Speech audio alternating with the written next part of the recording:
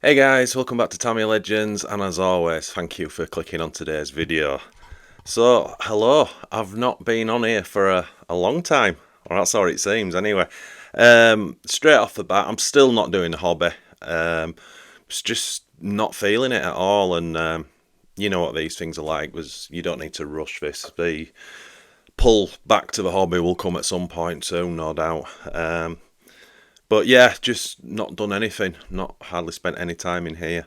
But nevertheless, as you can see, things still happen. So I thought I'd just make this hopefully quick-ish video just to show you what's going on. So as you can see, Grasshopper's still not touched. As I say, I haven't done a thing. I've still got the intro video that made on my phone. I think I've had it on my phone like 3 months. Crazy. So when I do get back into it, obviously the Grasshopper's the first thing to finish. In the meantime, the Hotshot 2's arrived, which is awesome. Massive thank you to Berry. I pre-ordered this with Berry as soon as it was announced, and I think it came about a month ago or something. So yeah, that'll just go into the to-do list at some point, but definitely no rush. What else? And then we've got these two cars. Now, normally this would be on my other channel, RC Legends, because these two are from Dennis, my good friend Dennis, and shout out to Ken, the middleman. Yeah, Dennis, he actually sent me this before, and the video was pretty terrible. Anyway, so he sent me it again with this touring car. Now, if you know anything about touring cars, especially sort of touring cars today, you'll know that this is a very modern body. The chassis does not reflect that, and you'll see this is probably underneath it. It is a touring car, but again with the modern shell, and it's not what you would probably expect. And also, this chassis is now mine because I've bought it off Dennis. So that should tell you what maybe is underneath it. Obviously, this is TAMIYA Legends channel. It's a TAMIYA touring car. Is it a TRF? I don't know. Didn't I say I wouldn't buy any more TRF touring cars because I had the four I wanted? Yeah, I'm full of... Yeah, I bought another one. Anyway. So Dennis, if you're watching, massive thank you, my friend. So yeah, we'll get into this. I won't say any more on that. And then obviously this is a Tamiya DB01 Triple R, the most... I was going to say the most sought after of the DB01s. I guess it is the most sought after. It was the very last DB01 they produced, and it was supposed to be the all singing, all dancing version. Pretty unique, coloured shocks. The big bars, but instead of blue, with black. They look very different. Got to be honest, I don't know a great deal about the Triple R. Obviously, there's the DB01, which I have, and then there's a DB01R, Double R, and Triple R. This being the Triple R. This might have even been a limited edition. I probably should have looked on the box. But anyway, yes, so Dennis bought this for himself. So we'll have a quick look at that. We'll sort of get my DB01 out. Anyway, we'll go into that later because I've got some interesting things, what I find interesting anyway. So yeah, that's what's arrived. He also sent me this. It's not for me. What make is it? Oh my gosh. Wyber Racing. I think it's Wyber. It's a +8mm extension. Now, if you know your Tamiya TRF cars of a 201, you'll know that Exotec made a blue alloy. It was a two-piece thing, and it extended the 201 TRF 201 chassis by 8mm, give it a longer wheelbase. Anyway, I've got a proper one on my 201, but Dennis just wanted to have a look and see if it's the same thing against mine. Obviously, I won't fit it, but we should be able to sort of sit it next to it and see if it is. So there's a little bit to get through in this video. I'm not going to show you the Hotshot 2 again. It is what it is. It's the last one of the Hotshots that I needed. Obviously, I have the Super Shot and I have the original Hotshot. So once this is built, I'll have all three, which is fantastic. And obviously the rest of the family we've got already. Is there any to build? I don't know. Anyway, sorry, I'm digressing. I feel really nervous doing this because I've not been in front of this camera for a long time. Yeah, again, thank you to everyone who reached out to see if I'm okay. I am okay. I'm just, for various reasons, just not feeling this hobby right now, and it is what it is. I have to tell you this.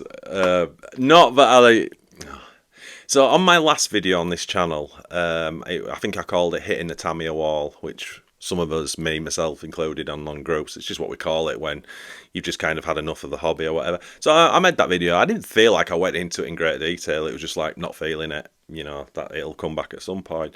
And I was going through the comments. I don't always respond anymore because I just don't have the time. But yeah, I was just sort of reading some comments, and it was like, I don't know if it was one or two people, but just like, weak. One guy just put weak. I was like, jeez. I don't know what you saw in that video. I don't know. But I don't even know why I'm bringing that to you. It just sort of made me chuckle. But it kind of puts you off saying what's actually going on in a weird way. I'm not saying something's going on, but YouTube's social media is a funny place because you long-term viewers know I'm warts and all. I just say what I'm thinking. You know, there's no fancy editing or scripting for me. So sometimes I just go off, as you know, and I'll just start talking about something random or different. But it does kind of draw you back from that because there's a lot of people probably going through some shit in their own lives, and yeah, sometimes I think watching someone else triggers them, and they get on the keyboard and you get a little bit of abuse, which is kind of odd. And again, that's not more so for me, that's more on them, I know. But I always remember John Weston from Iconic RC, because obviously I totally copied him for my YouTube channel. He was kind of the only one I knew who was doing a Tamiya, and it was just awesome, smelling rubber tyres, spinning diffs while he's talking. It's just totally my cup of tea. And John, he's just got this... Now, I don't want to make this sound mean, but John's got this like schoolboy obsession over Tamiya. Or he certainly did. I don't know if it's as strong now, because now he's moved into sort of organising revival and whatever. And I don't know if he's really building anymore or whatever. But that's why I used to really enjoy watching John and Justin at the time. Iconic RC. YouTube channel still going. Obviously, he's got a huge Facebook group. And just such a nice guy, John. But yeah, sorry, I always remember him saying that when there was some just random question about YouTube. I think it was on Tamiya Legends group, and John just replied something like about the haters and negative comments, and he was like, "You just need one really shitty comment just to ruin your day." And that's kind of how social media is. You know, you might be watching at the other side of the camera going, "Well, just, you know, toughen up. You don't listen to it. What's that saying? What other people think of me is not my business." And that's really true. But nevertheless, we've all got feelings, and depending what part of the day you're on and where you're at that particular moment, sometimes these like nasty things can hurt a little bit.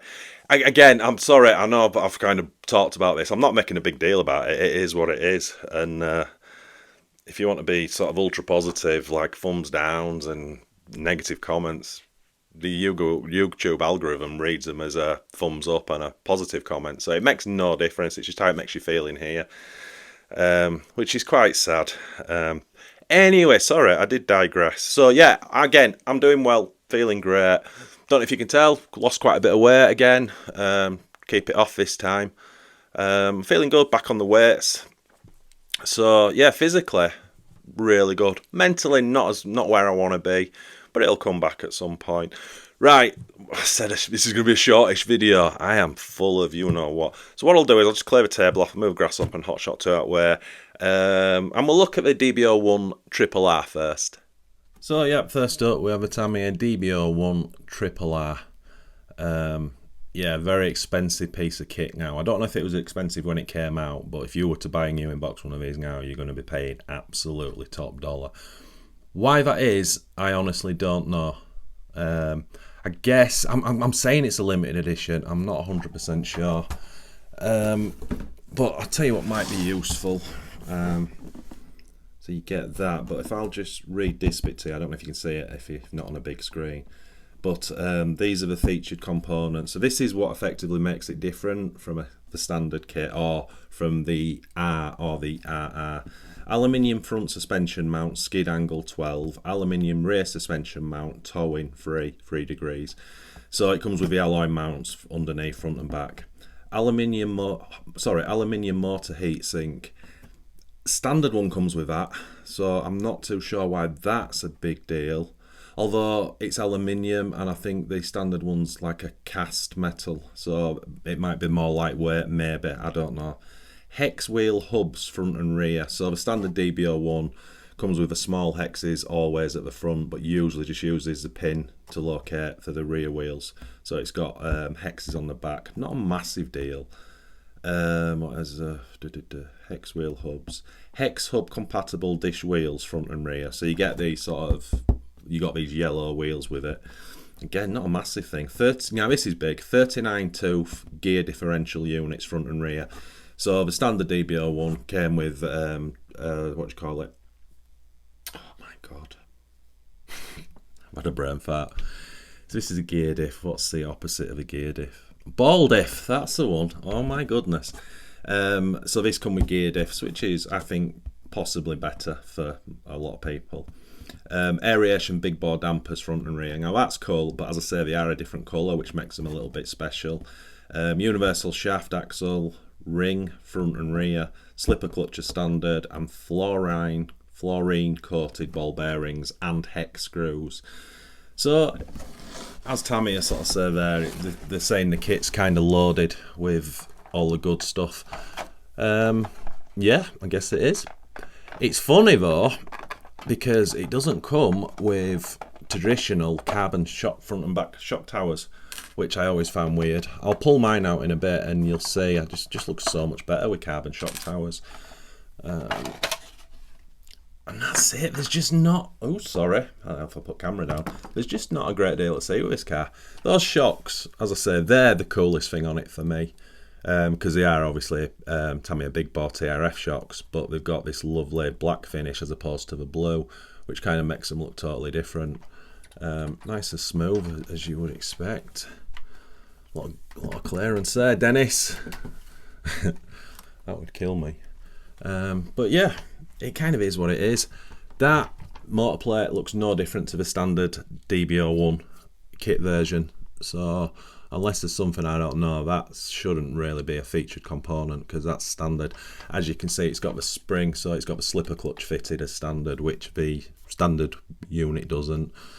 And I guess, yeah, universals all round and what have you.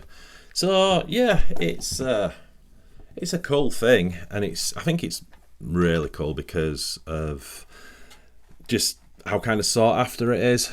But to look at it, you wouldn't say, oh, that's really special.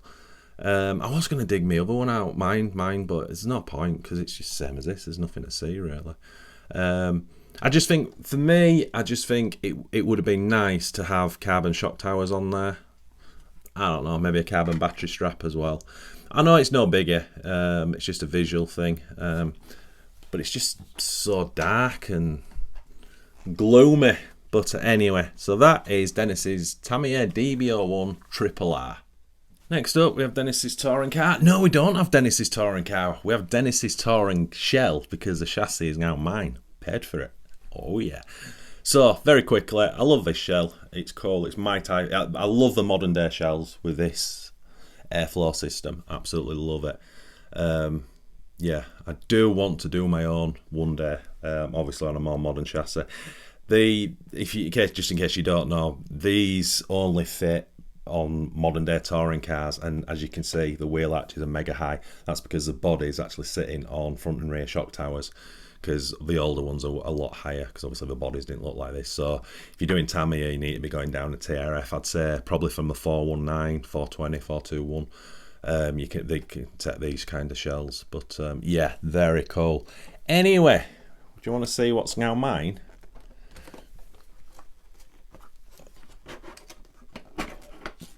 Ta-da! Do you know what that is, my friends? Yeah, that is a Tamiya TRF 414M from around about 1999, 2000. Probably more 2000, I think. This is not a limited edition one. I know it kind of looks old because it's got silver alloy as opposed to blue, which we'll talk about in a bit. But yeah, Dennis bought this for 250 Canadian dollars, and I bought it off him for the same, which is awesome. So thank you, Dennis. Didn't want it. Let's say I didn't want it. I knew he'd bought it, but And he said, "Oh, I'll send it to you, and you can do a video on it and whatever." And as soon as he did that, I'm like cringing because I'm like, if that's really nice condition, I'm gonna want it. And I knew he's not bothered about keeping it. So yeah, I looked it over and I was like, God damn, I have to buy this. Super smooth, great condition. Does need a clean up, just like there's some adhesive market residue on the chassis or whatever. But yeah, as you can see, really tip-top condition. I've not had a good look at it, to be honest, but it does feel in great condition. Love those shocks. Love those shocks. So yeah, 4-wheel drive, dual belt, small one at the back, large one going to the front. Everything's alloy, bulkheads, steering. Sway bars are on it still. It's just nice. It's just very, very nice. So, interesting fact about this car. This was, I mean, there wasn't a ton of TRF cars before this. There was a 414 and I think the 414X, which were basically prototypes that you could buy. I might have been a third one, but I can't remember. And then from all those cars, and while TAMIYA were racing, and then they produced this one, which is a 414 M2, which was sold to the sort of masses to race around. And then, but what makes this special and why I've got it, and I talked about this, if I move this over and put my car down, which, because I said this was the only 414 I wanted, so this is the TRF 414 M2, so this is the car that, let's see if I can get his camera higher and get them both in picture, which might be a bit cooler. Does that work? Yeah, it works, doesn't it? So, yeah, that's kind of, so after the M, when they launched it, so a lot of people went racing around. There's some really cool literature about the early days of people racing these. TAMIYA did pretty well with this. Obviously the team drivers making changes as they go, and hence why the M2 version came out, which must have had setup differences or whatever. Don't know anything about that, what that was, but anyway, this is one that Keith from RC Icons actually sent me. Had alloy arms on, and then I did a swap with Anthony at Tony's TAMIYA parts, and he sent me the plastic arms, and I restored it back to how it should have been. It just needs a bumper, but yeah, love it. And this is the first car where TAMIYA used the now sort of world famous blue alloy, which is so cool. And because of that, that's why I've gone for this, because I just thought to have both of them together is kind of cool in the collection. Because I didn't want, I stopped at the TRF 417, so I had this 414M, I've got a 415, I've got a 416 and a 417, but obviously now we've got two 414s at the M and the M2, which is mega cool. But now I do need to get a position in those cabinets, so you can see at the top under the 801, this space here is where the M was. So now obviously I've got, the M2 was up there. Now I've got to fit the M in. So I'm going to build my, what do you call it, my TAMIYA Evo 5 MS version, which is, it pretty much is a TRF car. It's just shaft driven as opposed to belt, and it's blue bling everywhere. So I'll get that built at some point, and then obviously it keeps the numbers. So I'll have 6 touring cars in there. So this will just sit on the floor for now. But yeah, I hope you agree. A very, very cool thing. And all I'm going to do for display sounds I did with this one, I'm going to take the body posts off there. I'll take these left front and the wheel stickers off because I don't need them. And I'll change the wheel nuts to silver just to sort of tie it in. But yeah, very, very happy with that. Well, my friends, that's that. Hope you enjoyed this video. I will honestly try to sort of get back in the habit of, well, first of all, getting into the hobby, which then means I'll do videos. But as you know, YouTube's very secondary to the hobby. But yeah, anyway, it is what it is. Thank you so much for tuning in for today's video. It's massively appreciated. All that normal stuff. If you're new to this channel, remember give this video a thumbs up, say hello in the comments, subscribe and turn all notifications on. That would be absolutely outstanding. And if not, give me a thumbs down, call me a dickhead. It's the same thing. It doesn't matter. Right, I'll shut up. Nice seeing you all. Hope you're all well. And thanks for watching today's video. Massively appreciated. And as always, yeah, you know, happy RCing.